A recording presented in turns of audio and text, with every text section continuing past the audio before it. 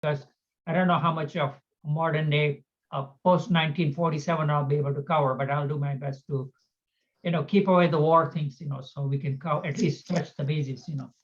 Okay, and in fact, I just rushed in, bought got the history of Pakistan, a hard country that's on my back shelf, so I'll try to include some tragedy of Pakistan, as to how the military literally runs the country for uh, 72 out of 75 years, so, okay, from 47 to now, so, but, but at least it's a class by itself, so this is, and I'm sure probably people who work for the CIA or business, they can do more about Pakistan than I can, so, okay. All right, so, and I will try to cover only 550 years in 120 minutes, from Genghis Khan to Great Britain and the First War, Okay, and actually I just found out today that in the British media, back at least in the 19th century, the first Afghan war is called the tragedy of Afghanistan because of the retreat and the smashing that the defeat that they got, so it was a big political inquiries that were held after the first Afghan war, just to give you a prelude. Okay, so, okay, and this is where we left off, the Genghis Khan and the Timur. And it's interesting, the trivia that one finds out, at like during, not the Genghis Khan Empire was, you can see the GIF image, how it just progressed. I mean, it was just, yeah, it was amazing how fast it spreads, like this image will keep playing until I move the slide, but that's just, I thought it's nicely paced, so, and it's interesting for one reason. I mean, he sent his, generals to Afghanistan border, but never actually invaded India, and there are a lot of theories about why, as to, either he just didn't like the weather, or he just, he had kind of a closet sympathy being Buddhist relics, or didn't want to pursue the Mughal warrior who had actually lost everything. He could have just crossed the river and conquered India, but somehow, for whatever reason, or maybe he was more focused on China because, he was trouble growing up in China to deal with the quote unquote Chinese betrayal, but that's another story type of thing. So we won't dwell too much on Genghis Khan, but, and just like, okay. Now, again, just like Kevin knows very well that in every class I have to mention Monty Python, but now I made another rule. I have to mention genetics in every class. And this was interesting. This is, I mean, I can just read the slide myself, that population, 8% of men in this region, in the Central Asia, have Genghis Khan genes, so actually, but one of the, like a chromosome analysis, Y chromosome analysis, they say, I mean, the guy was prolific. That's what that has to say. That unlikely the lineage was carried by male line descendants. It's carried, the lineage is likely carried by male line descendants. So it's just it's not by chance. So it must have been result of selection. So I think, so while riding those small ponies, Jay has a question. Please go ahead, Jay. Yes. Can you hear me? Yeah, very well. Go ahead. Okay. But my question, you're talking about the distribution of the population as a pattern. Can you imagine what it would have, what the control and other dispersion might have happened if they had access to the modern technologies such as electronics and airplanes? How much more rapid as opposed to elephants and donkeys? Oh, yes. Oh, absolutely. Yeah, I think like, yeah, that's one of those things, so like the war has totally changed. Yeah, type of thing. It's amazing. And there is a slide that's coming up as to which you'll get a kick out of the gunpowder empires, so you'll just say as to how technology changed things, that is in about 5 or 10 slides, there's a slide coming up. So that just shows as to how and that's just amazingly how the industrial civilization just changed. And I'll just jump up as you brought up the question. During the third Afghan war, the Brits actually used the planes to bomb Afghanistan, because this was right after 1919, so the Afghans thought, okay, well, we can take advantage of they have a lot of army fighting in Europe. So let's see if we can recapture the area. Okay, hi. Okay, so that they can recapture the area type of thing. But the Brits actually used planes, and the Afghans were, they had the old, handmade rifles. So they were just totally flabbergasted with the air warfare that they were subjected to, so. And obviously, the people who are more history students realize how during the Zulu warfare, as to how British casualties were 7 and the Zulus 10,000 or some huge number. So it was a unbalancing. So it's, yeah, technology makes a huge difference, type thing. So that your point is well taken. Okay, so moving right along, we'll get away from, we don't want people to fall asleep. Oh, this was, this slide was coming right up. Okay, and it was interesting. Somebody has actually a book called The Gunpowder Empires, and you can see for yourself, not only the Ottomans, who were really, power to be reckoned with, along with the Safavids, who were the big contemporaries and in conflict with the Mughal Empire, So these were the 3 empires, and they really, at least the 2, the Persian, the descendants are the followers of the Persian, the Safavids, which ruled modern day Iran all the way to Azerbaijan, and the Mughals, So they were in conflict over because there was no Afghanistan, as you can see. We'll get to it as to when the. Yeah. Yeah. Yeah, what? I have a class. I'm started already. Yeah, Parag, can we ask everybody to mute that isn't other than you? Oh, yeah, please. Please mute yourself, I think, or. Joan, you otherwise, can mute everybody. Oh, okay. Let me figure out if I can do that. How? Participant. Okay. Okay, yeah. Mute. Yeah, okay. Let's see. I think, yeah, there was only one person. So I think I got him. So yeah. Yeah, I think now we're good. Now we got everybody. So, okay, sorry about that. Okay, so this was, then this was not only just the gunpowder, but the siege engines, and then the janissaries the Ottoman Empire had, and the muskets, and so and the slave soldier system, the artillery, the firearm, equipped infantry protected by wagons in the center, mounted archers on both wings.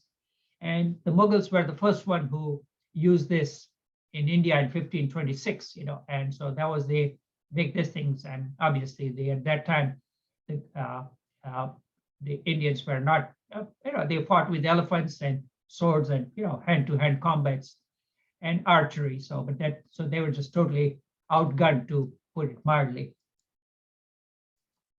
Okay, and at the same time, this is an important part to mention, because India has had her share of new religions that are still practiced widely, including Buddhism that we talked about at length earlier, a small sect called Jainism. And this was another thing, that these are the Sikhs. And this religion started sometime in, you can see the founder was in the 15th and 16th century. And he was ahead of his time. He took elements of both religions, And these are the people who are confused because they wear turbans and they have beards. So, and right after 9/11, there were a bunch of Sikh temple in Milwaukee was attacked by some guy, and thinking, no, they were Muslims, and they actually were the victims during the border conflict. And so this was, and there were some of the first immigrants to the west coast of United States, in California, back in the 19th century. So they came in from the Pacific route, and a lot of them came in as men and became farmers. And there was a lot of a farmer community in Central California. A lot of them married Mexican women.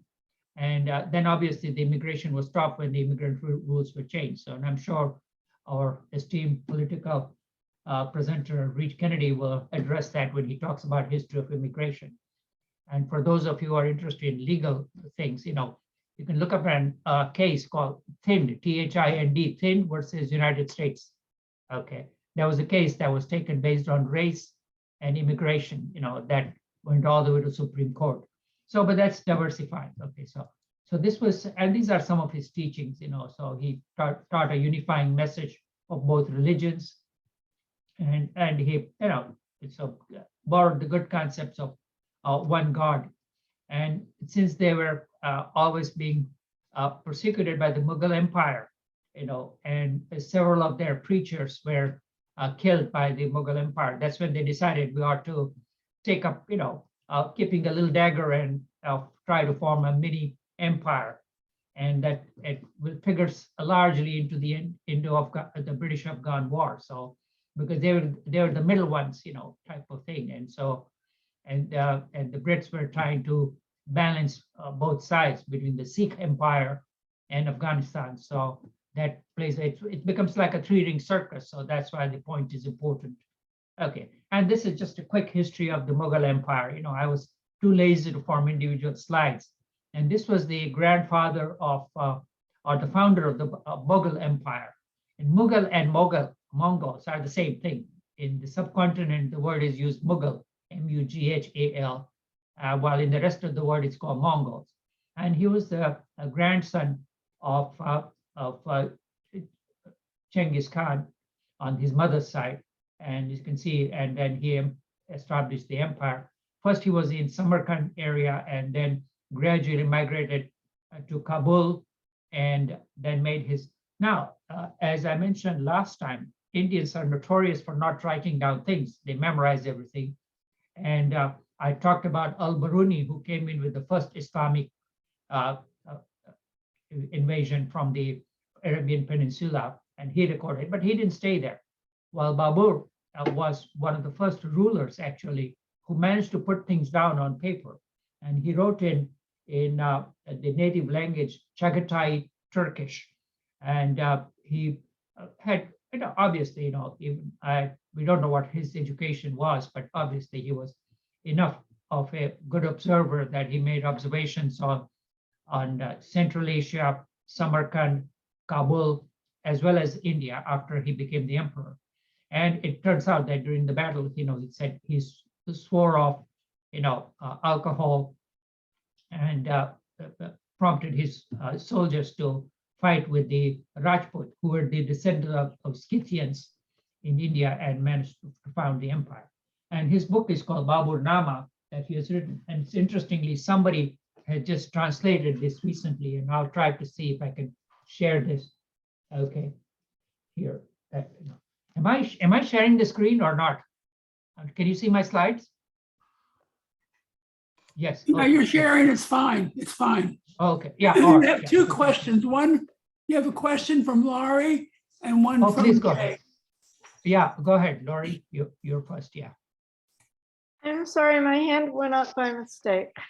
All right, okay, fine, no worries. Okay, Jay, go ahead. We can't see your face again, so. Okay, have a good day. Jay, do you have another question? Yes. My question, it's not more a question as much as it is a statement. Back in those days, the controlling factor in almost every case was religion and the myth of God.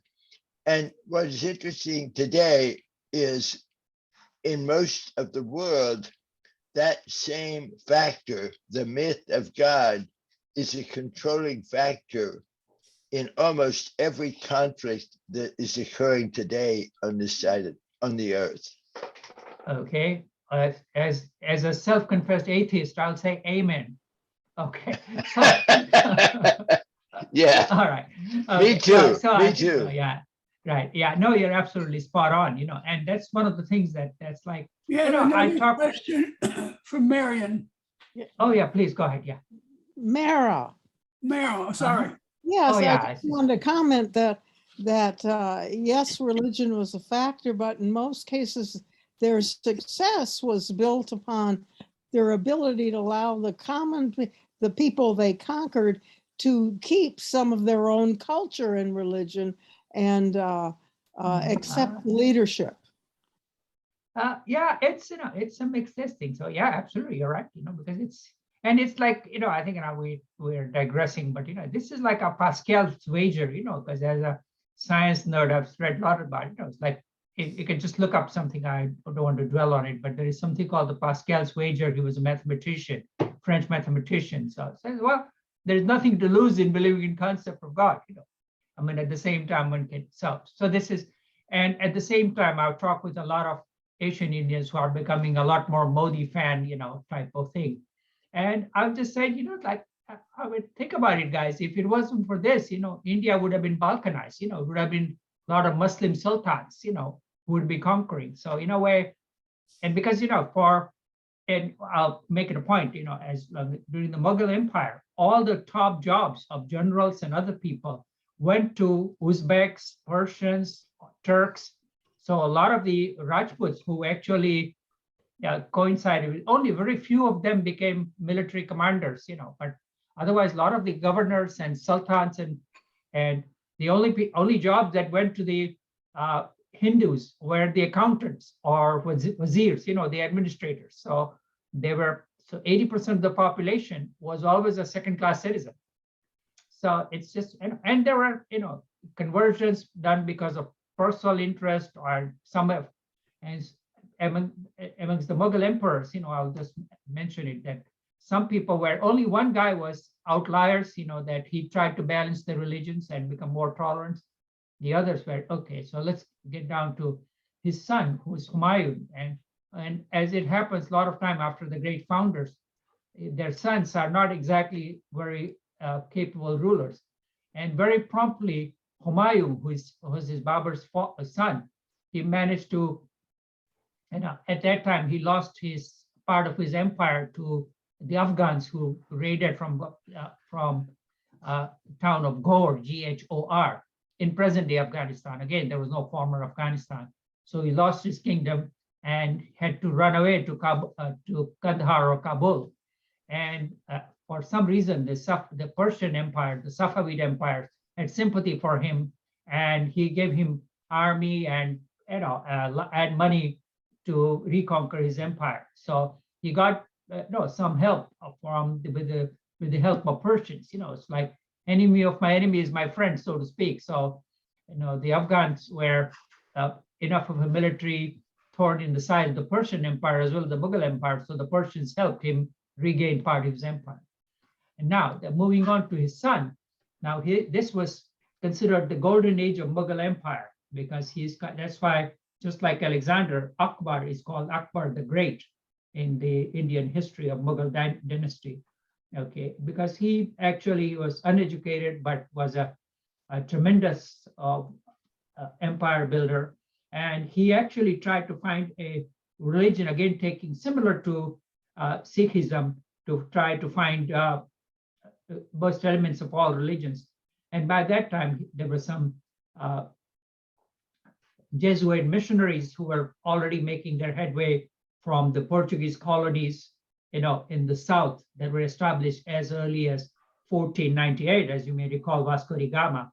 And so they made by land route to the court of Akbar the Great, and he was able to listen to all, and he actually asked them for, and he was fascinated by the rise of the European Enlightenment, and wanted to know more about it, and tried to form, Persian word, which may not mean much to, called Din-e-Ilahi, means, but again, right after his death.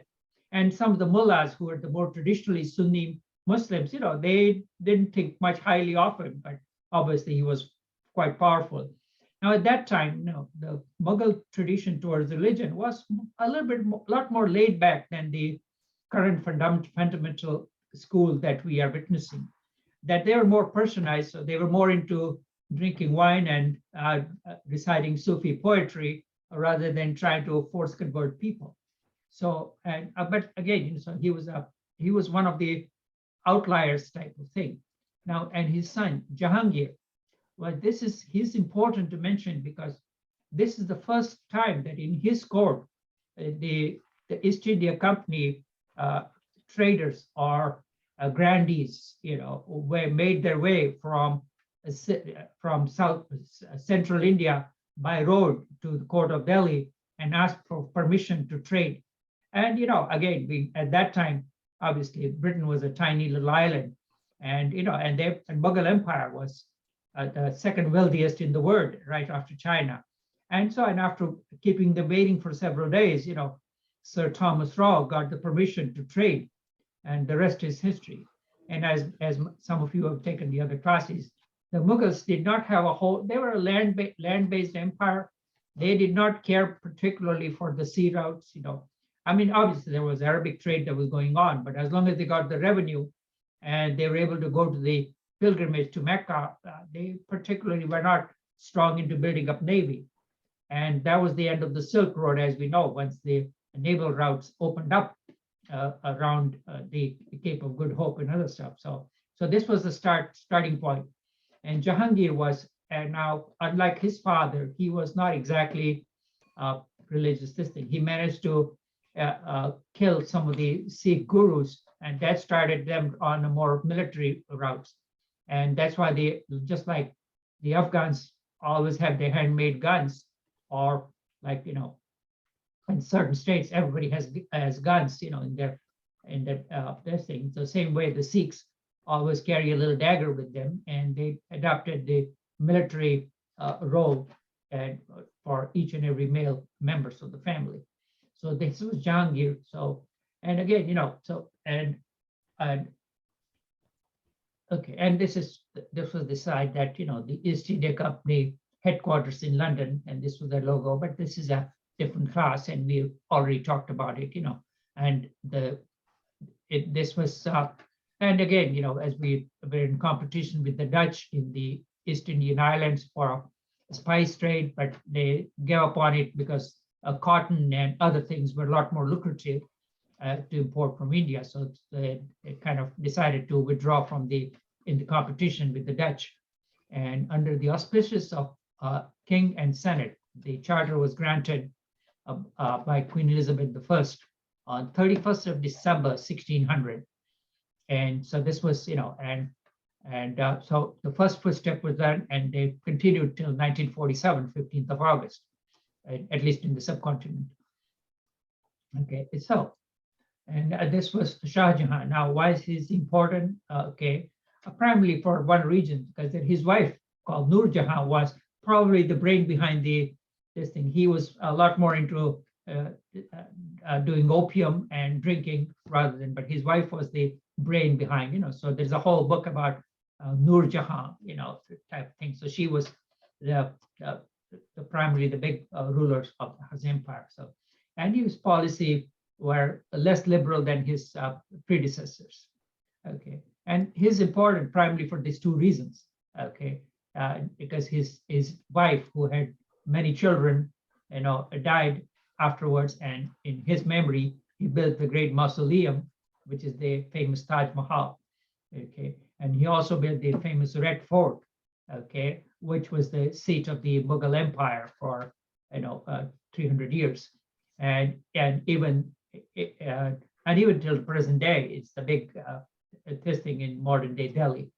Okay, and then the Brits actually built a whole New Delhi when they moved the capital from present-day Calcutta to New Delhi around sometime around 1910 or so. Okay, so and okay, so those were the three districts. Now, at the same time, you know, one of the invaders from the dynasties from Persia, a guy named Nadir Shah, he invaded the Mughal Empire sometime in the 18th century, and this was one of the brutal battles that during one day of invasion, you know, about 30,000 people were killed by Iranian troops, and as many as 10,000 women and children were taken as slaves. Okay, forcing the Mughal from working the prince to asking for mercy. And at the same time, you know, there's a story of two famous diamonds, you know, the one that you may have heard about, the other you probably have not. The famous one is called Kohinoor. There's a couple of slides coming in afterwards. And another famous diamond that was found in the diamond mounds of southern India was called Darya. Darya means sea or ocean. Noor, it means the light. That's in the present day Iranian museum. Okay, so this is the story of the two famous diamonds, which have, you know, big history, as a lot of famous Jews have. Okay, so this was the big raid of the Persian invasion that took place. And now again, at that time, one of Nadir Shah's generals was a guy named Durrani. and he fought initially for Nadir Shah, and as the Abbasid Empire was fading, he actually united a lot of the tribes in Afghanistan, and he can rightly be considered as the founder of modern day Afghanistan, because that is when the borders of modern day Afghanistan became well defined. As to see, you can see it in the middle, in the slides on the right, the boundaries became defined.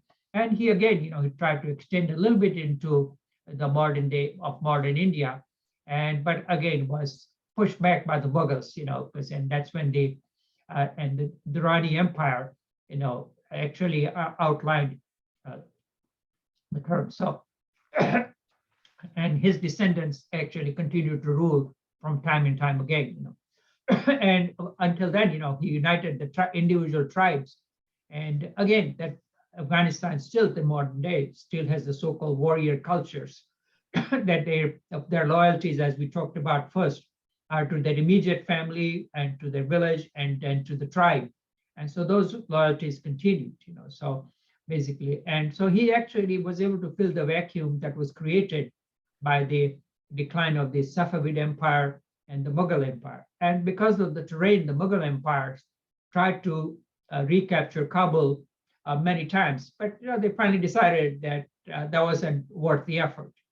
And while the Durrani, he managed to cross the Indus River about 4 or 5 times, but was at the border, he was repelled by the Mughal and also in between the rise of the Sikh kingdom was kind of a buffer state between the two.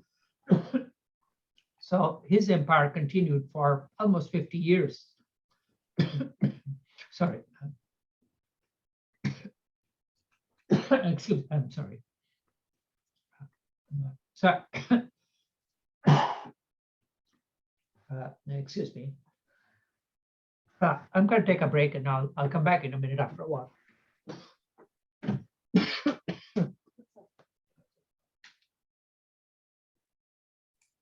While Bharat's taking a break, I want to mention that the way my screen shows your pictures, I may not see a hand up. So if you go a long time, just go ahead and unmute and say, I have a question. Okay.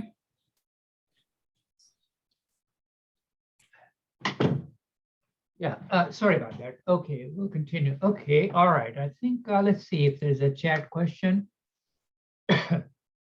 Oh yeah, Mr. Farag, you said earlier before everybody had joined in last time that your daughter was in Samarkand and was emptied due to, yes, it's a beautiful mosque, and actually I looked through some of the pictures of all the stands, and the architecture, the geometric patterns in the mosque and other stuff there, and the stones were just amazing. So if you wanted to share the pictures, I think next time, we can stick around and enjoy them if you would care to do so. By all means, the personal photographs would be a lot more interesting than what I can find on the internet. Okay, thank you. I'll try to get something together for you. Okay. Yeah, that'll be lovely. We can enjoy that. Because I doubt many of us will ever travel to Samarkand.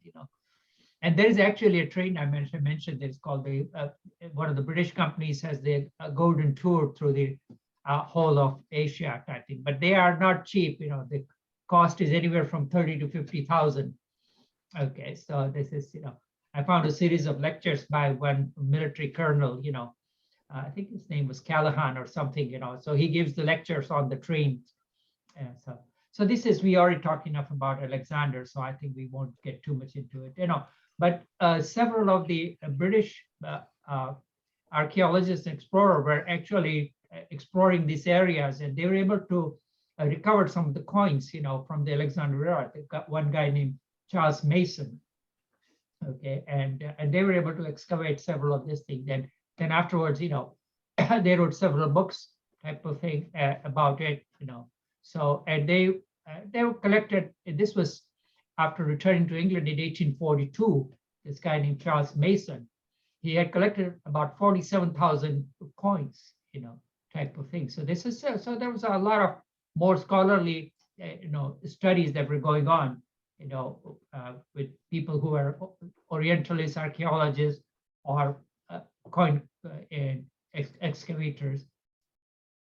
Okay, and now this is interesting series of pictures that I found about the Russian advance in Central Asia, and these are color coordinated, so you can see that I managed to put all the pictures that will come up as we go around. So you can see the red line, okay, and it just migrated gradually further and further south. They started from the north, you can see in the upper left corner, city called Orenburg, which was the part of the European Russia, and then they gradually started migrating.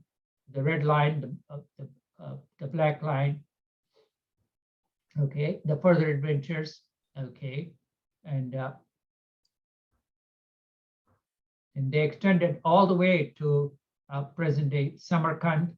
You can see in the bottom, and some of the names are academic, and they've been renamed, so the names are not that relevant, that thing. So the first stage started as early as 1582 to 1650, and from the Urals to the Pacific, east, west, and then started my second stage, started from 1785 to 1830, okay, between the Black Sea and the Caspian Sea, Armenia, Georgia, Ottoman Empire, Persia, okay, and there were several treaties that were carried out, with the Ottoman Empire. The third era that started from 1850 to 1860, okay, at that time they went all the way up to Manchuria. The last era incorporated what is present-day Turkmenistan, and almost to and this was, you can see that the Brits had rightly some reason to be afraid, and at least one of the czars, I forget his name, but he was interested in expanding all the way to India, but then he was assassinated rather abruptly, and that put the end. And there were some letters exchanged between Napoleon, and after Napoleon made a treaty with the Russians in 1807, they decided, okay, let's get together and find the mutual enemy, the Brits.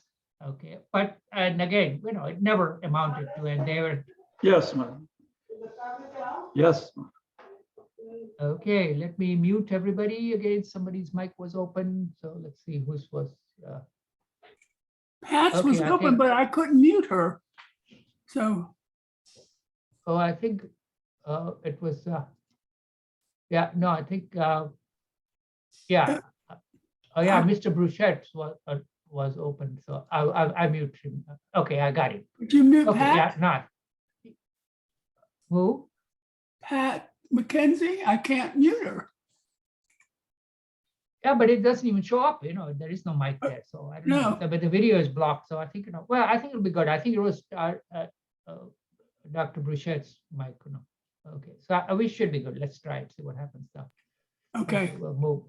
Okay, all right, so this was, so the Napoleon had, again, they had written letters to the King of Persia that to allow passage to his country, but then again, by that time, the British Navy had defeated the Portuguese, and they were able to, persuade, or twist the Shah's arm, the Persian king's arm, to make sure not to allow the passage. So he recanted his offer. So the whole idea, and by the time, the Napoleon was spent a force after Waterloo, and so, and this was, and just I'm sure, some of you know about, the Duke of Wellington, but his brother was even a bigger empire builder in India, and he was one of the governor generals called Arthur Wellesley. So, and that we talked about at length, and then so this was the several empire builders were there. So, and while all the people who have studied the Napoleonic War know Duke of Wellington very well, but his brother was an equally able empire builders. Okay, and so this was one of the things about how the Russian Empire was making. So, and this was again that gives us gives us a pretext of explaining the Great War, the so-called Great Game. And again, as to varieties of reasons as to why the Russians as to why they conquered this territory, because this was totally alien thing, and there wasn't a whole lot of wealth to be gained there. some of the explanations that are given as to why this was a huge area for cotton manufacture, and this was, and again, the cause that the Brits gave for conquering India was an accidental empire. It was so it just fell into their laps. And then again, the other cause that the French love to give for empire building, mission to civilize. And but again, the more any of these reasons may be valid for whatever extent, and the historians have debated as to why the Russians expanded into all this, basically the relatively empty regions, which were Islamic. And some of them was basically maybe just simply a matter of pride or keeping up with the Joneses, because they were European in thought and culture. And since the French and the Brits and the empire, they wanted to keep up with the Joneses. So one can, argue about that as to why they were so interested in expanding, huge areas. Okay, and so again, so this was the last of the things. Oh, there may be one more. Okay, so you can see how they were, extending into the borders. You can't see very well the borders, but we can visualize in the lower right-hand corner. Okay, and so this is again, the empires of that I already alluded to this slide. So, and this was Tsar the Paul. He had sent letters and for proposing the joint invasions and the rich spoils, and that's he had thought, only the Cossack army of about 35,000 with similar French should be able to, make headway to the borders of India. Okay, and so it sounds like a four-ring circus that was going on, between the Napoleon and the prince and the Tsar. Okay, I hate the English as much as you do, and ready to assist in it. So I don't think it amounted to too much. So this was the establishment of British rule in India. So this just summarizes basically the whole era that was the trust. Originally, I was going to confine my talk to this, but I just thought there would be too much of a relatively on the small subject. So that's why I included some of the earlier history. Okay, so you can see how the gradual decline of the Mughal Empire, because they never understood the sea, and they were not technologically, they were lagging behind, because so just like the great Khan in China, he didn't take much of the gifts that were given.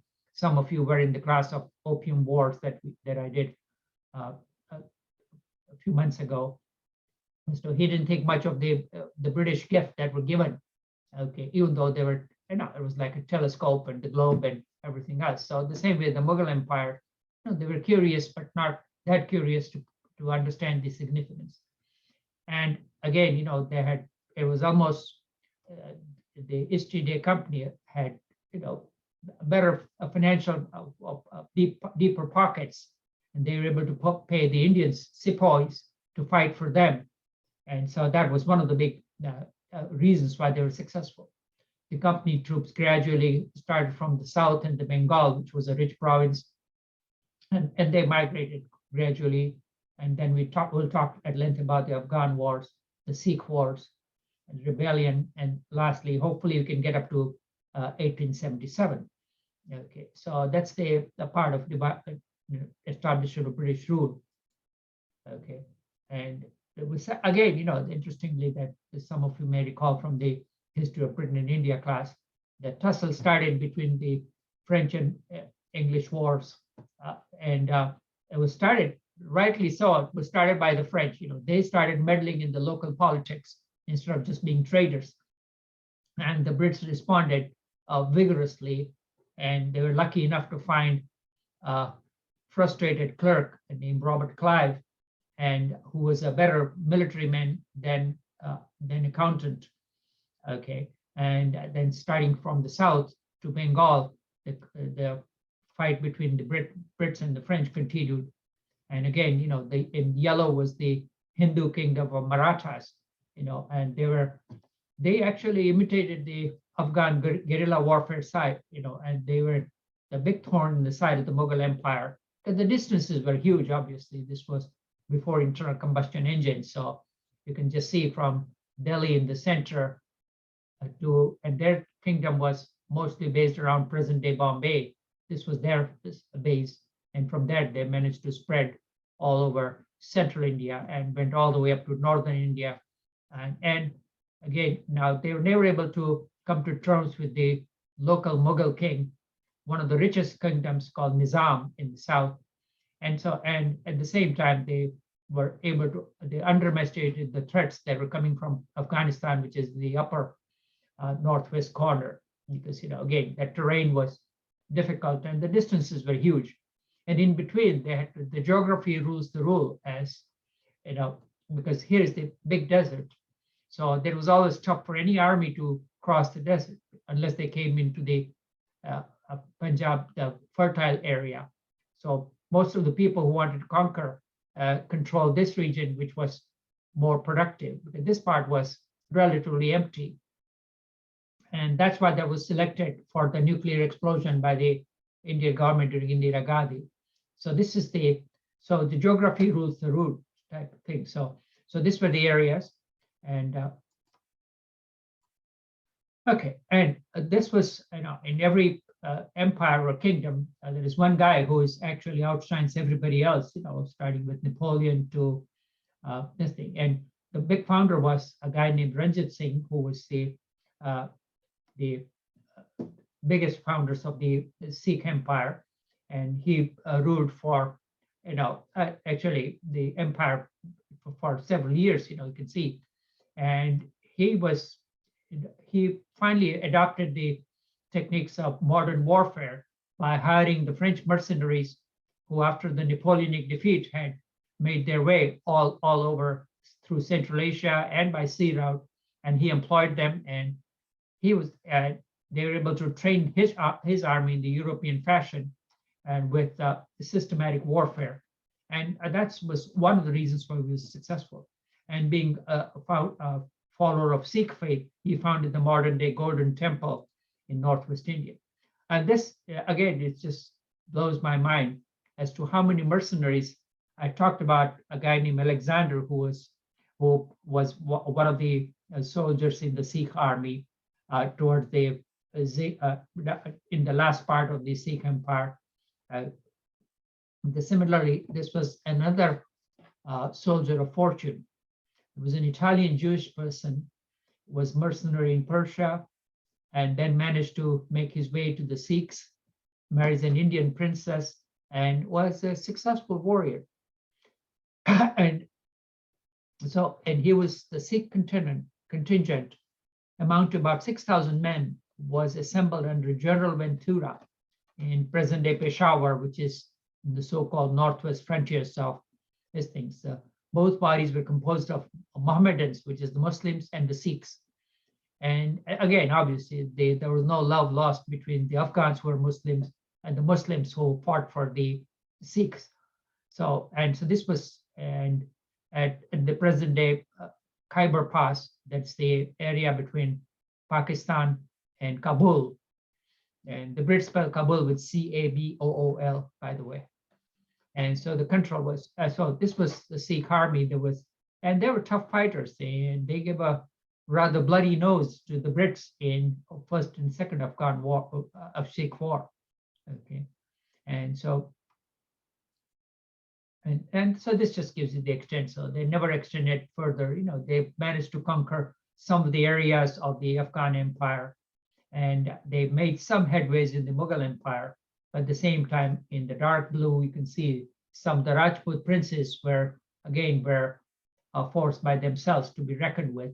So they were not able to march further into the fertile plains of the so-called Indo-Gangetic plains. So again, and this is the famous Golden Temple, which is still very much used for religious practices by the Sikh. And they hold an open feeding kitchen for anybody who walks through the temple. If they want to eat, they can give them plain vegetarian. And every day they must feed about close to 40 to 50,000 people. And this was all done strictly on a volunteer basis. And obviously they had enough wealth to paint some of the things with covered with gold. And he fought substantially on both sides, as you can see very much. And now, again, his dynasty is of interest to know that, again, after his death, one of his sons was, when the Brits defeated them, he was, he was a young child, and he was given, one of the clergymen was given it as a teacher, and he had decided to make him a proper Christian, and he sent under British resident. He was sent to Britain. Again, being a royal, he was, as he grew older, he was friended by Queen Victoria at that time. And interestingly, after the Sikh Empire was put to rest during the last Sikh war, the famous diamond Kohinoor, which was, he was told to give that as a gift to Her Majesty Queen Victoria. That's how the Kohinoor diamond ended up in the royal crown, as you can see from the center. And the old British hand, William Dalrymple, whose book is on the bookshelf that I talked about, The Return of the King, he has written a whole book called The Kohinoor Diamond. And the story of the diamond is fascinating. Just to digress, the diamond was excavated in the southern Indian mines, by one of the Mughal princes, by one of the Muslim kingdoms, and from the Hindu kingdom, it went to the Muslim kingdoms. Then it came to the court of Delhi. It was captured by Nadir Shah when he raided Delhi, the Iranian, king. Then he went to Persia. From Persia, it went to Durrani, which is the Afghanistan, and from Durrani, it came to the Sikh Empire. So the diamond has traveled. So right now, about four countries want the diamond back from Britain, which includes Afghanistan, Pakistan, India, and I don't think the Persians they already have enough diamonds, so they are not claiming. And the Brits are saying, thanks, boys, but no thanks. This was given as a gift, you're not getting it back. So that's the story of the famous diamond, which is still sitting very much in the royal jewels, so, and I'm sure some of you have seen it, type of thing. So, okay, so that's the story of the diamond. And now this is the right of, I already alluded to during the reign of Akbar in the 16th century, there were murmurs about among the mullahs that, that the emperor is not exactly following the faith, as it is said so. But then again, with the rise of the Brits and into present-day Bengal, the Muslim clergymen or the mullahs were, genuinely frustrated or upset, to put it mildly. And this was, I think, I don't know where is my link. I think it's maybe on the next slide or something. Yeah. So this was this was an article that says, the foundation of modern day jihad and other stuff may lie in the Indian subcontinent rather than present-day Afghanistan. And obviously the Wahhabism was, the Saudi Arabia was still basically a nomadic kingdom at that time. There was no official Saudi Arabia until the collapse by Lawrence of Arabia, in the 20th century. So, but a Muslim thinker named Said Ahmad Barelvi, he had founded something called the Deobandi school, and he instituted the jihad versus the Sikhs. And, and he died himself, died in the battle with the Sikhs, And some of his preachings were not for the faint-hearted, he was either, to die for the cause of Islam, and okay, let's see, I think I might have a slide coming up afterward. I was going the wrong way. And these are some of his teaching. War against the infidels is incumbent on all Muslims, make provisions for all things. Okay, and you can read it by themselves. So this is like, so, and some of the teachings were either and for the people who are the non-Islamic people, his tendency will either become a Muslim, pay jizya, means the tax, or fight and type thing. So we thank and praise God, the real master and true king, and helpless servant to the title of caliphate. So this is the ideas that came along, which are still being expounded by the Taliban and ISIS, and God appointed me as an imam. So some of the thinking that started in the foothills of present-day Mughal India. And these were the several schools, these are the, again, we get into the basic of Sharia. Now, there are several schools of Islamic fundamentalism that are being followed, and you can see that the Deobandi, which is, and the somewhere near Delhi area, type thing in Bareilly, which is again, pretty much close to present in Nepal. So these are the schools, with Islamic thoughts. And there are about several schools of thought that are followed, and you can see that, and the North Africa school of thought that is followed is different, while the one that is followed in Malaysia and Indonesia that is different, okay? And the largest number, is followed, is called the Hanafi school of thought that is followed in, in all of Southeast Asia, Afghanistan, Pakistan, and their sheer numbers are things. So, and again, then there is a small school of thought, which is morely Shiite followers, which are a really minority.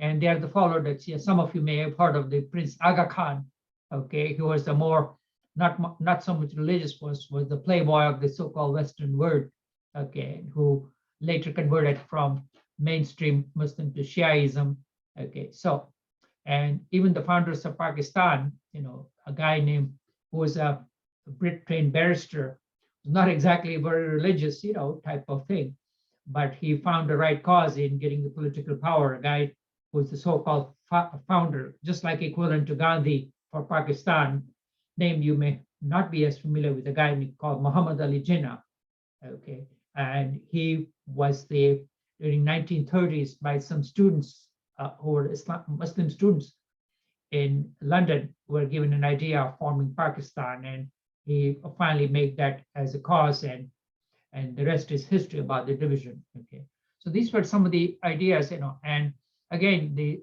Orthodox Sunni religion over the time came to dominate modern day Pakistan, and was made much more fundamentalist during the power of President Muhammad Zia-ul-Haq. And if you may remember Charlie Wilson's war, that President Zia was considered a friend by one of the socialist, one of the anti-communist ladies in Texas, and that becomes a big thing. And if you remember the movie Charlie Wilson's War, okay, so that's when Pakistan decided to become a lot more fundamentalist, started to get a huge amount of funding from Saudi Arabia, giving the rise of madrasa schools, and which was the founder of the modern day Afghan Taliban and Pakistan Taliban. And so they started, so these are varieties of schools. So that is enough about religious discourse and the divisions in Islam itself. Bharat? Yes, please. Hi, this is Pat. I do remember the movie Charlie Wilson's War, but now I can put it in perspective of some of this history. So could you just elaborate a little bit more on what happened in that situation with Charlie Wilson and how that fits in? Oh, yes, absolutely. Because they were anti-communists, so they decided, okay, after the conquest, after the invasion of Soviet Union, like obviously there some of the tribe, again, as we have seen from time and time again, it was easy to invade Afghanistan. So the Russians were able to conquer the big cities, the Kabul and Kandahar. But during the mountain era and the villages, they had a tough time. The local Afghans were, fighting with old-fashioned Second World War rifles, and they were being, outgunned, and a lot of them had migrated to Pakistan, and this lady who was the big socialist and fundraiser in Texas, she raises tons of money and invites a member of the Congress, Charlie Wilson, said, okay, well, you have to meet this person. So he has him meet, said, like President Zia type thing. So he says, you have to make a trip to Pakistan. So that's where he goes to Pakistan and he sees the refugee camps. And, then he realizes, okay, well, we have to start funding them. We ought to give them weapons. So from $6 billion in first year, they go to almost up to $600 million, So he finally makes it a cause, says, okay, this is the way to give Russians their Vietnam, okay? And instead of the old-fashioned rifles, they started giving them Stinger missiles.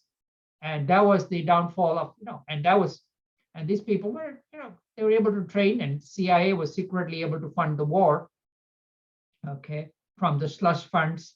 And then they were able to shoot down helicopters. And within once the introduction of the Stinger missiles, the Russians, the helicopters started dropping like flies because the Russians had better air power. They were doing the same thing that the US was doing in Vietnam.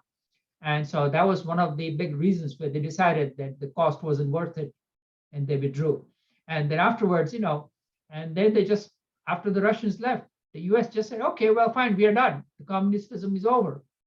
And that was the rise of the fundamentalism type of thing. So then, obviously, so they just created the whole, and then the funding started coming more and more from Saudi Arabia, United Arab Emirates, and there's a speech from Condoleezza Rice in 91, says, okay, well, we abandoned you for so many years type of thing. So that, and then this time you're going to stick around, type of thing after the second Bush war. So that's the start of the 20-year war, so to speak. So the US just finally said, okay, well, we're not, the Russians have left, we're not going to do much with the Afghanistan. So, and then it just descended into chaos between the warlords.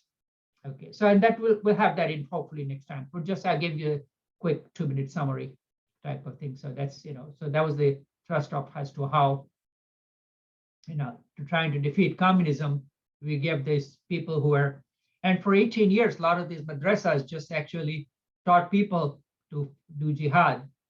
And a large number of Afghan refugees, and some of them were the lawless region of northwest frontiers of Pakistan. Okay, so that gives you a background, hopefully. If anybody else has is a better historian of the post this thing, please jump in, okay? I mean, especially the people who have served, and who have military background, okay? Especially you, Mr. Smith, or okay. So we talked a little bit about, all right. So this was, and we already talked about, and this is interesting. This thing that I didn't put in the slide, and there was a South Indian kingdom of Mysore, which was a Muslim sultan named Tipu, and he was also one of the earlier modernizers, just like the Sikhs were in the north, and he had trained his army with French mercenaries, and in fact, he was one of the first ones who had actually used rockets for warfare. Okay, and some of these rockets that he used while fighting the British, okay, were reverse engineered in the War of 1812 by the Brits. Okay, and so this was, and that may have been mentioned in the war, the Star Spangled Banners, the rocket's great flare. Okay, so it just ties in, and I mentioned a lot of these interesting trivia in the history of Britain and India. Okay, so this was the Tipu Sultan, and in the British Museum, there is actually a toy that he had built about Tipu the tiger attacking the British soldier. So the exhibit is still there. I didn't put it in the slide, but because that's more digressing. Okay. So this was, the great game was starting, and the Tournament of Shadows. We had already, and this was the early onset of cloak and dagger stuff. The Tournament of Shadows was called by the Russians. They were in Khiva, which is the present day Uzbekistan. I'm sorry, I may be wrong. I think so. In one of the stans, okay. And the Brits were already sending spies all the way to Bukhara to explore the area. And some of them were true adventurers. Some of them were actually financed by the East India Company as spies. And there are varieties of name. Stoddard and Connolly were the two names that I have some slides about. And Connolly is the guy who coined the term the Great Game. And at the same time, there were Russians who are, again, obviously the distances between Orenburg and Moscow was substantial, several hundred miles. So they were a law unto themselves, again, just like the governor generals in Calcutta were far away from London, so they could write their own rules. The same way, the Russian generals were also able to decide the course of the action. Okay, and so they were, by that time, a Russian general in Central Asia named General Perovsky was sending expeditions, and he was called the Lion of Tashkent. Okay, and again, but by this time, as we decided, the industrial era was coming to the big benefit of introduction of new weaponry, the so-called Gatling guns versus matchlock rifles. And so this was a big testing as to how the industrial might of Western Europe was making a big difference in determining the course of actions. Okay, I think we're coming up to 11 o'clock and we're moving right along. So we can take a 5-minute break if everybody elects, or I'll stick around at the desk. Okay. Okay, I have my notes. Okay, and these are the several characters, in some of the fights that went on, I think. And interestingly, the person who was one of the earliest agents in Afghanistan was, he had written actually a book about the history of India. This is a guy named Mountstuart Elphiston. He was the governor of Bombay province. By that time, the Brits controlled the two corners there, East India Company, not Brits actually. I should correct myself. They controlled Bengal, and they also controlled. So they had sent ambassadors to Afghanistan at that time, and he had also written. And he's a big name in present-day Bombay type thing. And one of the the first colleges in Bombay is still named called Elphiston College. And he had written a book on history of India at that time. And this is his statue at St. Paul's Cathedral in London. And this is the Elphiston College that was started by him. Based, obviously, they were smart enough, they didn't pay it for themselves. They collected donations from the local businessmen, primarily the Parsi and Hindus, and some funds might have been given, but this is the Elphiston College that is built in the classical European style. And this is still the area, this is still part of the Bombay University, or that might have been a different university that might be formed, but that's academic, And this is, a lot of the who is who of Indian establishment, the famous reformists, scientists, cricketers, they've all gone to Elphiston College. So that's a prize admission in present-day Bombay, or Mumbai as it is called. And that's still, it's a very English school. So it started, so it became 1824 college, 1827 and university. So it was interesting that just 1 year before the mutiny, Bombay was still very much in the British hands, and they didn't particularly care for the mutiny. So no wonder the mutiny did not succeed. Okay, and I hope this one plays. I think I don't like to.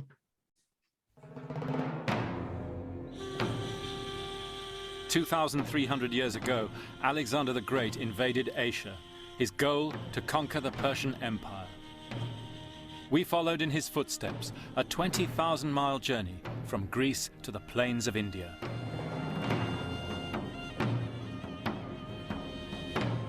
By the 8th year of the war, Alexander had defeated the peoples of Central Asia. And now he turned towards India, heading for what he believed would be the end of the earth.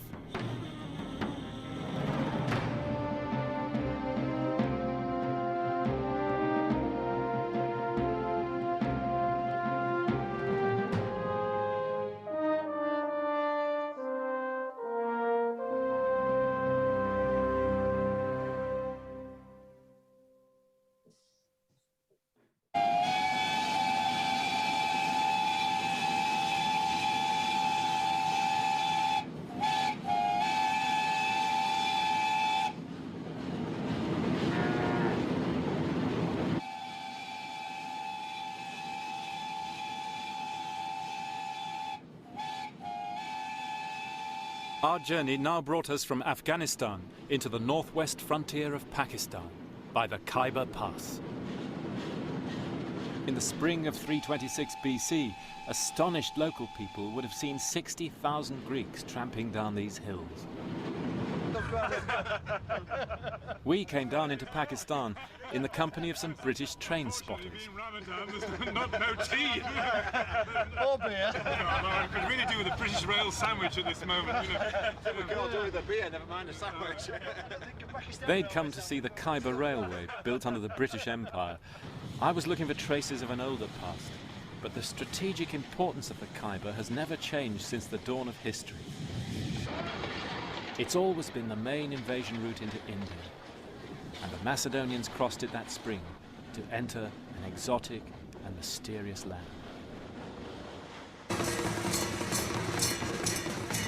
In those days, 1,000 years before the coming of Islam, Hindu India began at the Indus. That's where the name comes from. Indian people were a source of rumor and myth to the Greeks. They have the strangest customs on earth, the Greeks said. To Alexander, it must have been simply irresistible.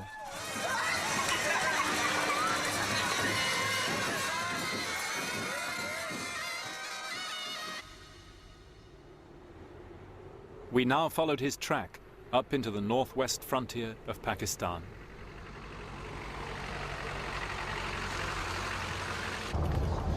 You can imagine Alexander driving his troops over these passes. He's 29 now, no longer young. Tough, stocky, hard-bitten little man. His iron constitution not yet wrecked by the wounds, malaria, the drinking bouts, the sexual excess. As he came over these passes, he'll have remembered the words of his tutor Aristotle, who said that from this point it ought to be possible to see the ends of the earth and the great ocean that the Greeks believed surrounded it. Well, Alexander now knew for sure that this was wrong, that vast and densely populated lands lay ahead, and he was driven to see them. The question now becomes not when's he going to stop, but how far can he go?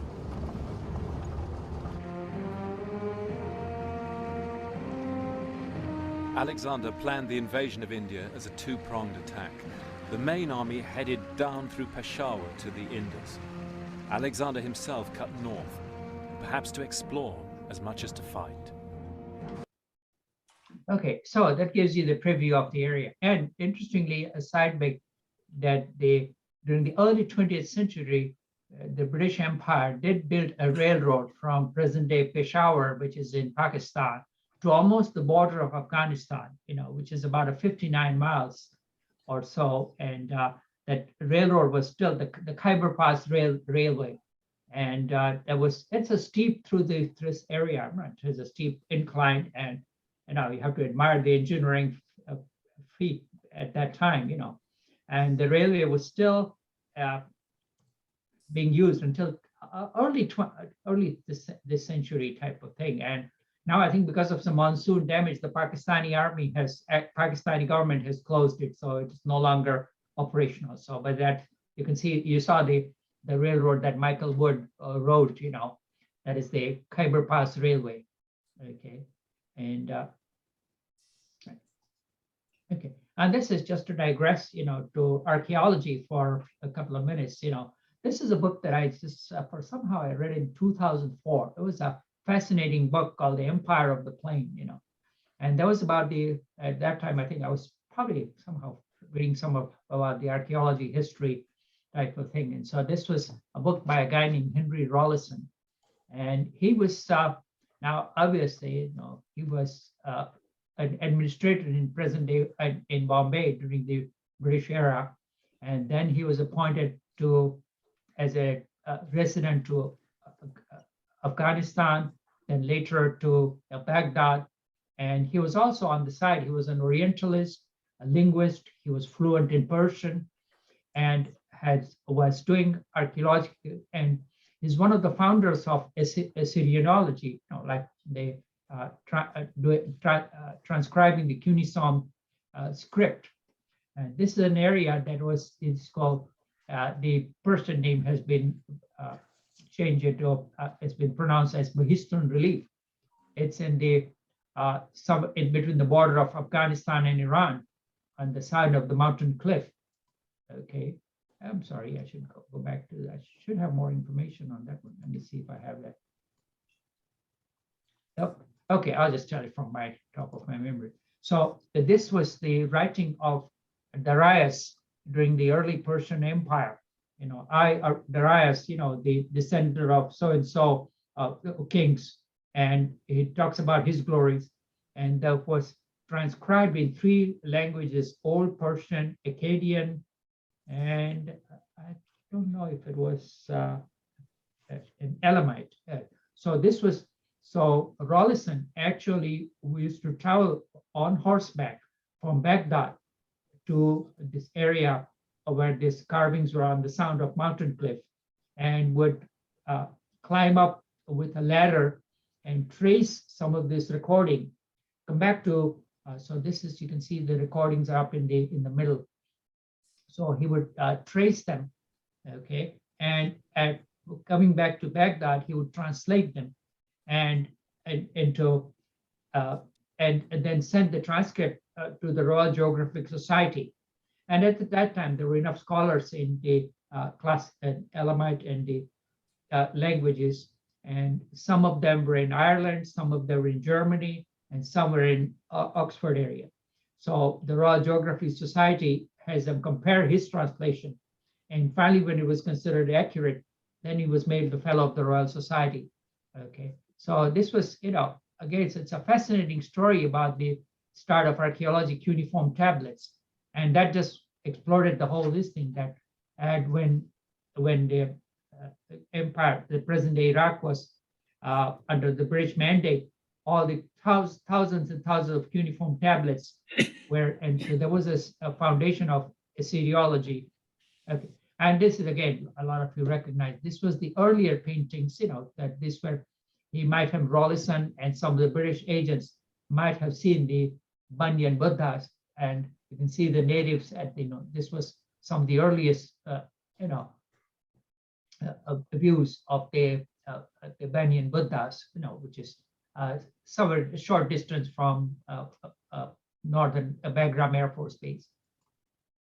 Okay, and this was interesting. Now, by this time, as the great game was afoot, as they say, and the Amir of Afghanistan, who is well, very able administrator, a guy named Dost Muhammad, he had, the Russian envoys were making headways, and so were the British envoys to Kabul to make sure that he stays on their side. Okay, and now this thing was, he was astute enough, he wanted to play both sides against each other. So he wrote a letter to the Governor General, Lord Auckland. So, okay, well, I mean, I would side, lean on the British side if you help me regain Peshawar that was captured by the infidel Sikhs. Okay, now this is absolutely the irony. When I read this, I almost fell out of chair. This was the response by the Governor General, Lord Auckland. My friend, you are aware, it is not the practice of the British government to interfere with the affairs of other independent states. I mean, this is obviously a lot of Indian states and the princely kingdom that were taken over by his predecessor, Lord Wellesley, and another guy named Dalhousie. Okay, which is, I mean, Dalhousie is a well-known British, establishment name, Okay, he had actually a lapse doctrine that if you did not have a male heir, that the kingdom would go to the East India Company. So this is absolutely this thing when he writes this in the letter that we don't want to interfere in the native things. I mean, they interfered. Not only that, they played against each other, and that's how they managed to conquer the empire. So this was, when I read this, I said, this is a far cry coming from the British government. And because he knew that the Sikhs were powerful, he didn't want to take on the Sikhs and upset the Sikhs. So that's why he wrote this letter. And in fact, he decided, well, that this Dost Muhammad was not a very tried to lean toward the British. So then they decided, okay, we want to put our own men. And that was the start of the great game and the first Afghan war.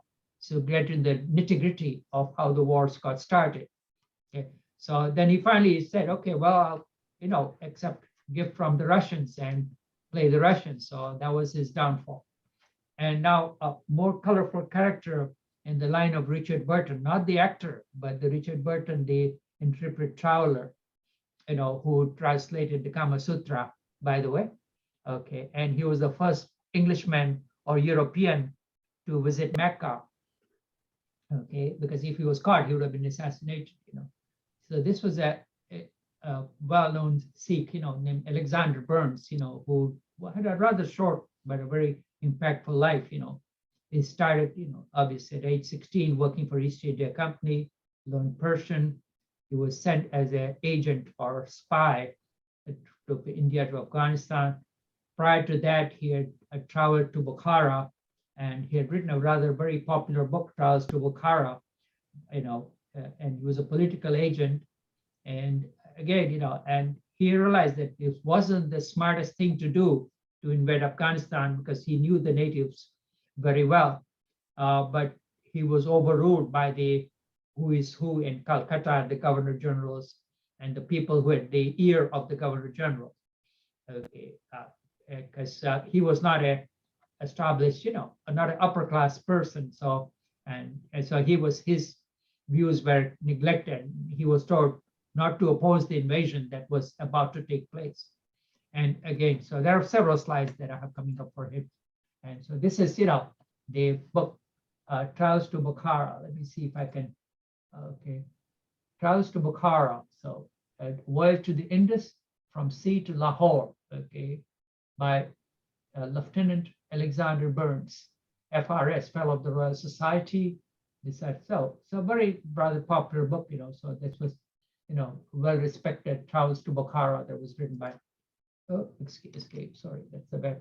And so he was literally the spy who went to the cold, And at the same time, on the Russian side, there was another colorful character named Jan Vitkovich, and who also lived for a relatively short time, And he was actually a Lithuanian.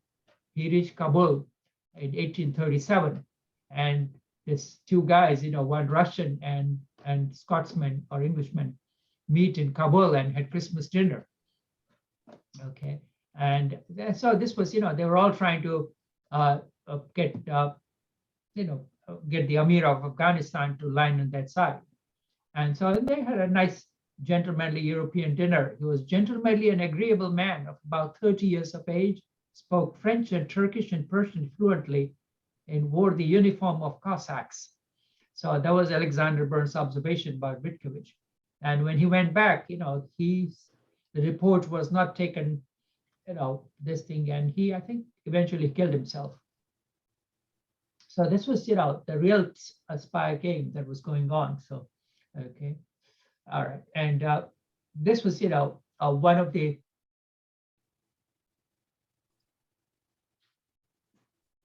Army of the Indus. So this was, again, this is a book written by another military officer, Army of the Indus.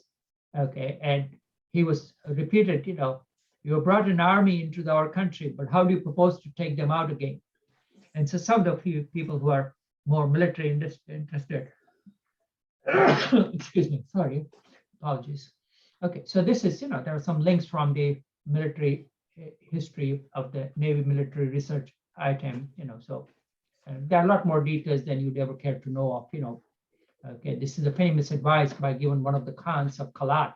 It's one of the small provinces, Okay, and so, and again, so this was interesting as to how, the war got started by, based on the suspicion of the Russians. Okay, and this is the famous painting that was done by, Alexander when afterwards, after the end of the war, Alexander Burns, he decided to stay in Kabul as an agent. And a lot of the army said, okay, well, we have done the job. We have managed to defeat the Afghans. And in order to save the cost, they retreated a large of the army, and Burns was left over because he loved the Afghan cultures. Okay, and he stuck around. And when the locals finally rebelled against this thing, he came out and tried to, pacify them, and he was assassinated, by the rebels or the local people who rose against them. Okay, and then again, so he was, towered ably by a Kashmiri Pandit. Pandit means, he's a Hindu Brahmin, who was trained at the early Delhi English College. He traveled with Burns to Central Asia, worked with him as a spy, translator, and diplomat. Okay, and it was a very successful team that they formed, along with Burns. Okay, And this again, the another thing. So he might have been one of the earlier ones against either he or Rawlinson, to visualize the famous Buddhas. Okay, and this just summarizes the whole history in one succinct slide. This was the tragedy of Afghanistan that was finally analyzed to great extent in the British Parliament. Okay, so Lord Auckland and his advisor, guy named William McNaughton, they decided to put Dost Muhammad and replace him with a more acceptable exiled prince who was living under, conditions in Lahore in the British India, and decided to send the army to occupy Kandahar and Kabul. Okay, later on, once they succeeded, they tried to cut costs, okay, and led to national uprising. McNaughton was killed while trying to bribe the local prince. Okay, the camp followers, they tried to evacuate Afghanistan and perished during the winter. And later on, the Army of Retribution. So this just summarizes, so I think, but we can go into some more details about it, And there were other agents, some of them were posted, and guys named Pottingers who were held hostage and so it was not exactly a well thought out campaign, to put it mildly. Okay.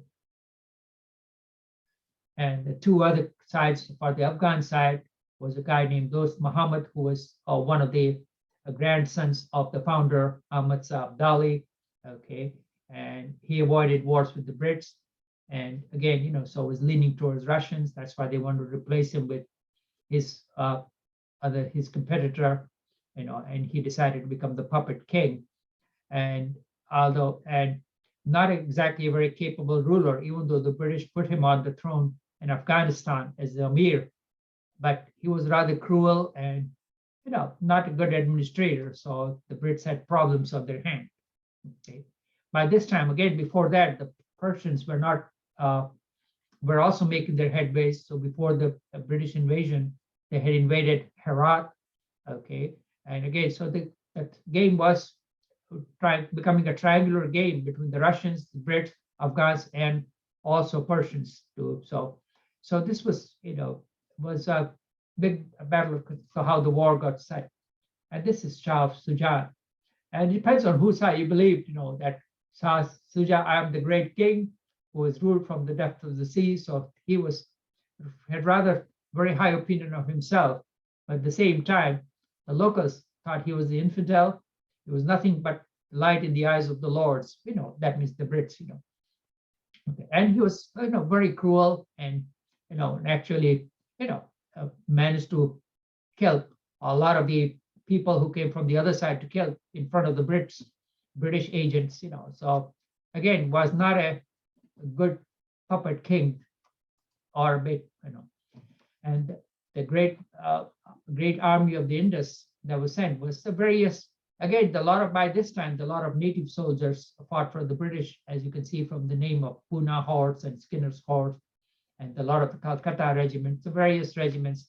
It's maybe of interest only to real. Send some pics to Sharif. They're going to. Oh, wow. Thank you. Send some pictures, Samarkand current pictures to Charlene Dixie. Oh, Sharice Dixie. Okay, they're going to Pokhara next week. Wow. Okay, well, that's interesting. Thank you. Okay. All right. So this was considered the Grand Army of. I'm sorry. Let me minimize chat. So. Okay, and this is again just gives you the idea of now. The easiest way because a lot of the establishment were in the northwest India and near Delhi, so it would have been pretty easy for the British Army to march through the Khyber Pass.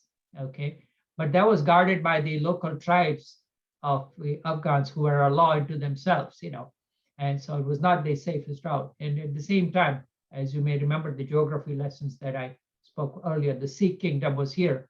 At the last minute, Ranjit Singh decided, nope, the British Army cannot travel through my kingdom. That's why they had to go the long route through Indus from the southern part of what is modern day Pakistan here. So they traveled through present day Balochistan, which is bordering Persia.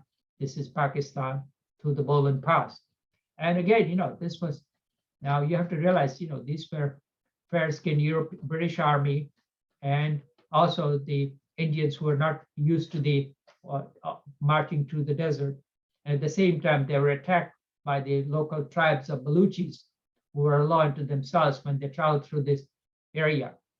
So this way we realized that the Scottish regiment who had just gotten off the boat in Bombay, and they were pretty much sent to this area to march through the heat of the desert.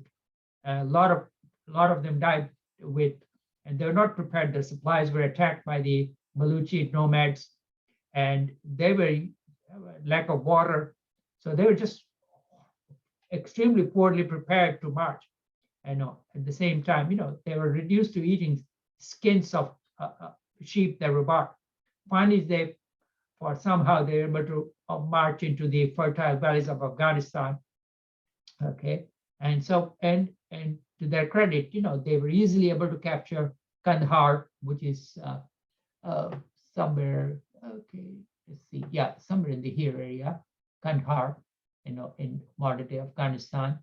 And then again, so this was, and then the big fort of Ghazni was difficult to capture.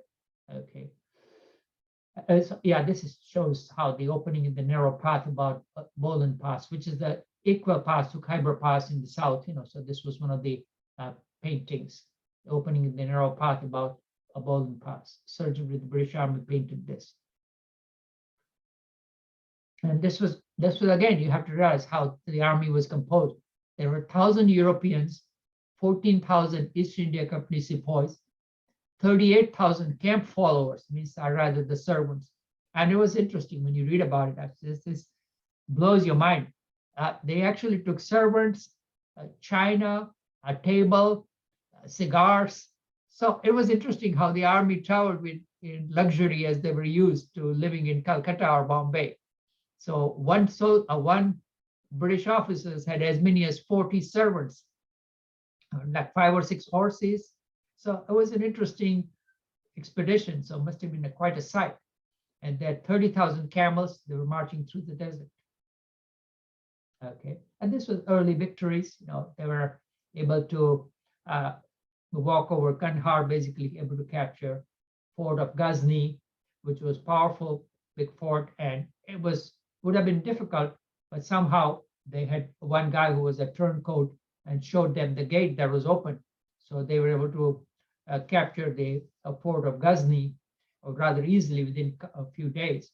And they were able to march into Kabul and winter, and they decided to settle. So, well, this was a jolly good place. It was a temperate climate. There was snow, which was a rarity in India. Okay, except during the winter capitals, which was not quite as well established by this time. So this was, they had skating rinks, they established British cantonment, and at the same time, these were young men, and obviously the Afghan women were too hard to resist. Okay, so they started to, have relationships with, and have concubines and mistresses. And obviously, those women were actually willing participants as well. So this did not go well with the traditional Islamic culture, and it backfired them within 2 or 3 years at a vengeance. And as I alluded to earlier, they again decided, okay, this is getting to be too expensive on the exchequer. Okay, so they reduced the strength of the army. They were paying off the local warlords, okay, in southern Afghanistan. So they decided, okay, well, you've done our job, we're going to cut your pay. That again did not go well. So it is in the span of 3 years. And this leads us to, and these are some of the loots that they captured from the time of capture of, let's see, by magnifying lens. Okay, 1,000-year-old gates of Ghazni, trophy of Afghanistan War, 1842. So this is still somewhere in the British Military Museum. Okay, and the 2 people whose names, may have been written in the introduction was Henry Marion Durant, okay?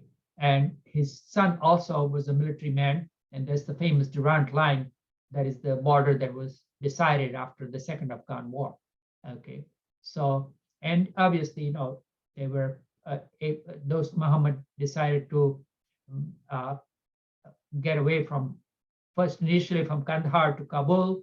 From Kabul, he left the country to Bukhara, and, you know, tried to get some help from the emirs of Bukhara, but he was arrested and was able to escape and finally make headway back to Afghanistan to become, you know, to try to find some, regain some of his kingdom. Okay, and so this was, and Burns was actually, you know, decided to stay, and he was cohabiting with 3 Afghan women. Okay, and some of them were prostitutes, and again, the British administrator McNaughton was able to fails to install any discipline. Okay, and when asked by their puppet king Shah Shuja about this behavior, if soldiers do not have sex, they'll fall ill. So that was his explanation. So again, so that was, you can see how the war was bloody. You know? Okay. Okay, and this is the fort of Ghazni that was, you know, captured. And so this, you know, and they were, again, by this time, again, you know, the Islam is in danger cry was, you know, being raised from the mosques, and they were fanatic fighters. You know, they were, you know, they were called the Ghazis, and they're fighting for this Amir al-Mumin. Okay, and this is the same title that was adopted by Muhammad Amin Omar, the leader of Taliban. So you can see the influence of the religious fervor, and that was conferred. The title was conferred to him in April of 1996 by Taliban convened Shura, means assembly of various Afghan religious leaders in Kandahar, when he displays the cloak of prophet before the crowd. So Kandahar is a very religious city, you know, very fundamentalist, you know, as opposed to Kabul. Okay, the same way in Iran also, there was, you know, because when the Ayatollah Khomeini went back, he didn't go to Tehran, but he went to, trying to think whether he went to Shiraz or Isfahan, I think, you know, a smaller city. So, and so this was, you know, the rise of the fanatic fighters. They would fight unto death, you know, so the Brits were absolutely amazed as to how these people, even though they were outnumbered or outgunned, they would continue fighting. And this was, again, you know, you can see the 2 rifles. These were the traditional Afghan rifles that I'm going to murder the name, Jazil, Zazil, and the British flint. But interestingly, even though the British rifles were more modern, their range was less than the old-fashioned rifles. So the Afghans were able to shoot from 1,000 yards away. So they were able to sit up on the hills, and they did not waste ammunition. They were sharp shooters. So they were able to harass the Brits who were in the valleys and where the camps were. So it was an interesting, even though they had better technology, they were outgunned. You know, they got a big fight. And this shows about William McNaughton, who was, you know, killed during the talks when he tried to bribe the Akbar Khan into switching sides. You know, he was the descendant of the emirs. Okay, and this are some of his backgrounds and stuff. But this again gets to be a little bit more. He left life for a barrister to become a British envoy to Afghanistan. Okay, and let's see if one can show Sir William McNaughton of the British Civil Service. So instead of staying as a gentlemanly barrister, he decided, and he was killed. You know, this was the murder of William McNaughton, Battle of Kabul. Okay, okay. So, so this is a big part of the British history. It is described, you know,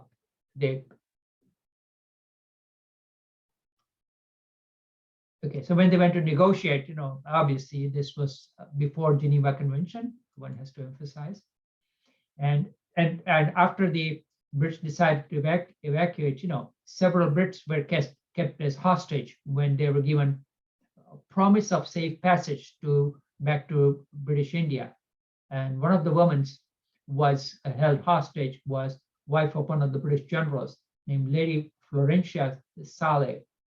Okay, he was the wife of a British major, and she, even in 6 months of prison, she maintained her meticulous diaries, and after her husband had died, came back to London and were published. So this is a well-known first-hand record of the about 70 or 80 hostages that were kept in Kabul during the winter until the relief was sent in 1842 by British India. And this is the famous retreat from Kabul that took place. And there is tons and tons of material that's written.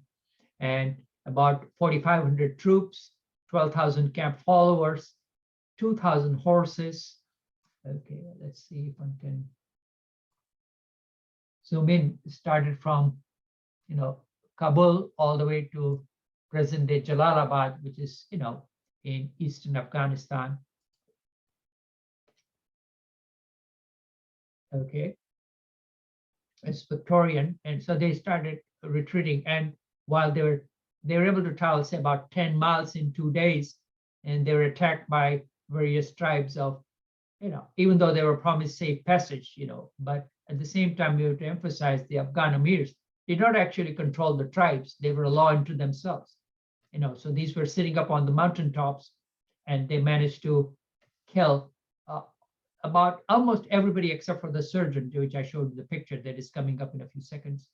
Okay, and again, and this was rather brutal warfare, that even a lot of the people who were dead or dying, their corpses were mutilated, and even the Afghan women came over and urinated on the dying soldiers or corpse.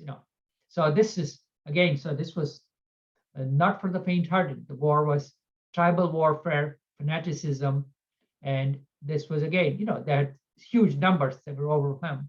So, and this is a similar thing that was repeated later on by the Mahdi in Egypt, the Zulus, and so this was, and again, finally they realized, that these people were not cowards; they were tough fighters for generations long, and this was sent a shock wave when the reports were sent to Britain. Okay. And this is the famous picture that I showed you about the remnant of the army. This is a guy named Dr. William Bryden. He was the assistant surgeon during the First War, and he was the only member of the 4,500 army and retreaters who survived. Okay, and about 100 or so British officers, soldiers, wives, and children were taken hostage. Okay, and they were kept and they were relatively well treated, and they were, but at the same time, the sepoys who were Hindus, they were absolutely butchered because they were Kafirs. So they were Afridi tribe who was the guardian of the Khyber Pass. Okay, so, and then finally, this was again, this was considered the same bad vibes. So the Eastern kingdoms had to be taught a lesson. So that's when the East India Company decided, it took them 2 or 3 years to set to relief and retribution of the army. So there was composed, and there was sent. Kabul was recaptured, hostages were released. As punishment, they wanted to destroy the big fort of, which was there for hundreds, if not thousands of years in Kabul, but they decided against it because it was rather difficult to blow up the whole fort, which was made of stones. They decided to sack the bazaar and destroy the traditional bazaar in Kabul. And by that time, Shah Shuja, who was their chosen ruler, he was already murdered by the Afghan tribes. So they finally had to settle for, this was, let's see if one can. These were some of the, I mentioned about some of the gates that were captured by the original rulers or the people who had attacked the Indian temples. So the temples were brought back to Agra to say the Hindus as to how they were Ghazni gates, Ghazni Darwaja. So that is still somewhere in one of the Agra museum. In terms of Muhammad Ghazni, who died in 1030 current era, brought back by the British after 800 years in the historic proclamation of Lord Ellenberg, the Governor General. The sandalwood gates of the famous temple were brought back. Okay. All right, I think we're running pretty much on time. Okay, we only have about 5 more slides, then we can stop. This is an interesting that on the way back they decided, okay, well, fine, this was the province of Sindh, which had nothing to do with Afghanistan, but it was a small Islamic sultanate. That just as a good measure, they decided to attack Sindh and make them as a British protectorate also by the British Army. Okay, and this is okay, and that Charles Napier, who was one of the generals, and he sent, by this time telegram was available. Okay, the telegraph cables were laid across to London, and he sent a cable, okay, in Latin, Pakawi, okay, and Pakawi, for those of you who are fluent in Latin, means I have sinned, Sinned. So it means I have captured Sindh. Okay, so that was his famous telegram. As to how true is this story or not, that remains to be seen. But that may be true. This was published in the famous British magazine Punch in 1842. Okay, so this was the capture of Sindh. Okay, so this is again. So a couple of more slides, then we can stop at slide number 120. So it should put us right on time. And again, obviously, the politics in Britain had a lot of influence as to how the war was conducted thousands of miles away, because by this time, the Conservative Prime Minister was Benjamin Disraeli. He had the forward policy, and he had the year of Queen Victoria, and he had decided to be forceful, and his prodigy was Lord Auckland, and that may have inspired him to attack Afghanistan, because he was his pet Governor General. So that may have been the start of the forward policy of confronting the Russians beyond the borders of the empire. But finally, when he was replaced by Gladstone, he changed, his, because so this time, you can see the time frame as to when Disraeli ruled, and after he lost his election, Gladstone decided to wind down the war. Okay, and they decided to say, okay, well, we are better off without Afghanistan. So the politics, the British politics had a huge influence as to how the war was conducted. Okay, so I think we'll stop here. So these were the adversaries. So this brings down into the second Afghan war, or if you don't mind for 5 more minutes, we can just give you a little bit more interesting type of thing. So this was the start of the second Afghan war. Okay, and by this time, and this was the current ruler of Afghanistan, a guy named Sher Ali. Now, during exile, when he was there, he had spent a lot of time during the Russian conquered territories in Bukhara. So he was always suspect that he wasn't going to be, he was going to be favoring the Russians. And at the same time, Lord Lytton also was the viceroy, and so he had written, says, well, to lean on the British side, but Sher Khan dragged his feet, and that was one of the big cause for the second Afghan war. Okay, and at that time, the Afghans were ruling party was there was like one brother kills the other brother, and the sons were fighting as to who was going to inherit the ruling kingdom. So, and just to digress the side, Lord Lytton was not only a Tory, who is who, and the viceroy, but on the side, he was also a poet, and he wrote poetry under the assumed name of Owen Meredith. And one of the famous poetic novels that he has written, for those of you who are more tuned into literature, a poem named Lucille, or a poetic novelty named Lucille was very popular work. And so these were the two adversaries in the Second Afghan War. And these were, again, the British cartoon was the Afghan Amir caught between the Russian bear and the British lion. Okay, so these were the cartoons. So they knew exactly that living in the bad neighborhood has price to be paid. So these were, again, the treaties, and this was the rise of the two famous characters that we alluded to, starting with Kipling. And after the Crimean War, the Russian captured Bukhara, Tashkent, and Khiva.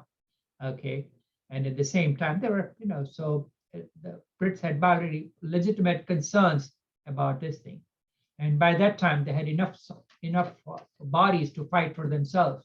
The Sikhs, who were part of the British Army, and this was after the mutiny. The Sikhs never actually wanted to help in the mutiny because, obviously the mutiny was a lot of it was a Muslim show based on the glories of a lost empire. Okay, so they never sided with the Indian rebellion or mutiny or War of Independence, whatever you want to call it, in 1857. And being a warrior culture, they enlisted the British Army, in large number. In fact, the large British Indian Army was recruited from the Northwest Frontier Province, the Muslims, the Pathans or Pashtuns, and the Sikhs, and also the Rajputs. So a lot of the recruitment was done in the northern provinces. So for any of the British appointees, the choice establishment was with the Northwest Frontier. Okay, and so this was okay. And at the same time, this was just to impress the natives. And when Disraeli convinced Queen Victoria to declare herself as Empress of India, this was, and they, after the mutiny, they decided they had enough of East India Company, who were rather poor administrated, and the mutiny was conducted. So this was the declaration, okay, the Empress of India. Okay, this is interesting. I mean, I'm sure any Indian nationalist would have to get furious when you read about the great principles of liberty, equity, justice. Okay, when at the same time, there were one of the more liberal viceroys had established that the Indian judges were not allowed, were not allowed to try any Europeans. So there was a huge agitation between the tea merchants in Bengal and Assam. Okay, and enough so that the viceroy had to resign. And at the same time, the contrast on the red side at 1877, due to a poor monsoon, and again, El Nino, there was a great famine that was going on. Estimated 5 to 9 million deaths occurred in South India as well as Bengal. And this was after the end of slavery in the British Empire. The contract labor system was devised, and that shows the huge amount of Indian diaspora that was taken to Fiji, West Indies, and British Guiana. One of the descendants was the Nobel laureate V.S. Naipaul.